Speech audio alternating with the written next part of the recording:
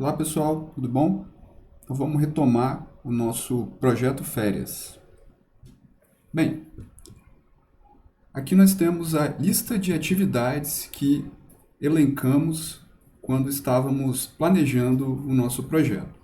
Uma fase importante, uma etapa importante é nós darmos as devidas durações nas nossas atividades. Então, por exemplo, definir o local vai consumir 1 hora do nosso tempo para poder, a gente pesquisar, encontrar um local interessante onde a gente queira passar as férias. E assim a gente vai definindo para cada uma das atividades o tempo que a gente espera que seja gasto. Então a gente já viu aí que tem algumas técnicas para a gente conseguir mensurar essa quantidade de tempo gasto. Por exemplo, a ajuda de um especialista, a técnica de 3 pontos, né? Então tem algumas técnicas aí que a gente consegue melhorar, né, esse nosso cálculo do tempo, ok? E aí, pessoal, como aqui está sequencial, a gente tem que o caminho crítico do nosso projeto é todo esse caminho sequencial. Por quê? Porque o caminho crítico é o caminho que leva a maior quantidade de tempo pelas atividades do projeto. É o caminho onde delimita quanto tempo total o nosso projeto vai gastar. Como a gente não paralelizou nesse exemplo, o nosso caminho crítico é esse caminho onde todas as atividades estão presentes. Mas a gente pode melhorar a velocidade do nosso projeto. A gente pode fazer mais rápido. Né? Então a gente pode fazer coisas de forma paralela, atividades de forma paralela. Então, nesse exemplo aqui, nós temos mais de um recurso disponível para as atividades. Então, nós temos o Alberto, o João, José, a Maria, o Antônio, o André. Então, nós temos diversas pessoas e dessa forma a gente consegue paralelizar as atividades. Então, nesse exemplo aqui, nós definimos o local e uma outra pessoa já inicia, por exemplo, definindo a data.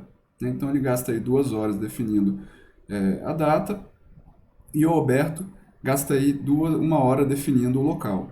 E aí, depois de executar essas duas atividades, a gente pode reservar o hotel. Okay? Então, o André é responsável pela reserva do hotel. E aí, em paralelo a isso, a gente ainda tem a compra de lanches, o abastecimento do carro, a revisão do carro. Então, a gente consegue adiantar o nosso projeto. E aí, se a gente analisar, se nós analisarmos esses caminhos, que a gente tem durante até as atividades que são folhas, digamos assim, que estão no fim, não tem mais nenhuma depois, nenhuma que depende de, então nós teríamos, o tempo 1, essa quantidade de horas, ou seja, 14 horas, e as duas outras análises, nós teremos 2 mais 1, 3 horas, que seria esse caminho aqui de cima, e o caminho aqui de baixo, onde nós vamos com 2 mais 6 mais meia hora. Então, nós temos 8,5 horas. Então, se a gente olhar para essa nova configuração, nós temos que o nosso caminho crítico é 14 horas, é esse caminho do tempo 1. E por que ele é crítico? Ele é crítico porque, se por acaso essa atividade aqui atrasar, então, por exemplo, se ele demorar 6 horas nessa atividade, o que vai acontecer com o nosso projeto? Ele vai atrasar 1 hora a mais, então vai passar para 15 horas esse tempo aqui. Por isso que ele é crítico. Então, em projetos maiores, onde a gente tem aí uma quantidade maior de recursos, uma quantidade maior, tarefas que em alguns casos demoram até semanas, se atrasar 1 semana, 2 semanas no caminho crítico, isso vai implicar em atraso efetivo no projeto. Okay? É importante a gente conhecer o caminho crítico também, para a gente tomar decisões e, de alguma forma, tentar evitar esse tipo de atraso no nosso caminho crítico. Então, se a gente já sabe que aquela tarefa é importante, se ela atrasa, eu posso, por exemplo, tentar de alguma forma paralelizar as tarefas posteriores, caso elas não tenham nenhuma obrigatoriedade de início, por exemplo, ok? Beleza, pessoal?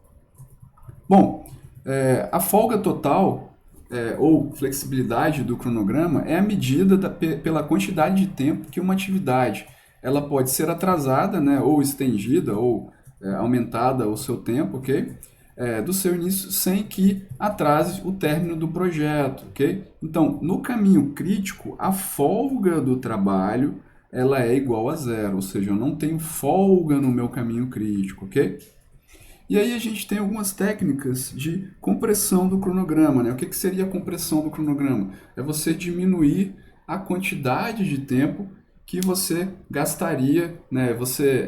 Na verdade, você entregar aquele projeto mais cedo, né? Então você entregaria numa data mais cedo. Então você encurta a duração do seu cronograma, ok? E a ideia é que você tenha um menor custo, né, incremental, ok? Uma das formas de fazer isso é adicionando recursos, mas nem sempre a gente consegue, adicionando recursos, diminuir o tempo de um projeto, ok? Uma das outras formas da gente conseguir, né, comprimir o cronograma é fazendo aí o paralelismo, né? A gente tornar tarefas que eram sequenciais, torná-las paralelas durante a sua execução. Eu separei para vocês alguns vídeos bem interessantes de elaboração do cronograma e um exemplo de como você consegue aplicar essas técnicas. Beleza, pessoal? Valeu, obrigado.